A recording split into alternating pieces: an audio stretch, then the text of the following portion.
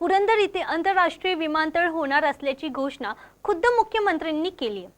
त्यानंतर आता पुरंदरमधील गावकऱ्यांनी याचा विरोध केला असून त्या विरोधात त्यांनी जिल्हाधिकारी कार्यालयावर मोर्चा काढला। गेल्या काही दिवसांपासून पुण्यात आंतरराष्ट्रीय विमानतळ व्हावी अशी मागणी होती। सुरुवातीला खेड तालुक्यात हे विमानतळ होणार होते, पण तिथल्या गावांनी याला विरोध केला। त्यानंतर पुरंदर इथल्या राजेवाडी, आंबळे, एखतपूर, मुंजवडी, खानवडी, पारगाव या गावाच्या परिसरात हे विमानतळ होण्यास विमानतळ प्राधिकरणाने मंजुरी दिली। पण यासाठी गावकऱ्यांनी पारंपरिक शेतजमीन देण्यास नकार दिलाय।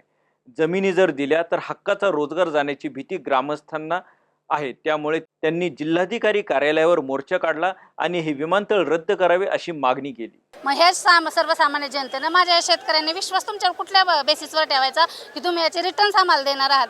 कारण आमचा तुमच्या म्हणजे पहिली गोष्ट म्हणजे सरकारवरच विश्वास नाहीये, कारण हे आम्हाला चांगले रिटर्न देणारही नाही। त्यापेक्षा आमची शेती आम्हाला पाहिजे आणि ती आमच्या हक्काची आहे, दॅट्स इट। म्हणून आम्ही विमानतळाला विरोध करत आहोत।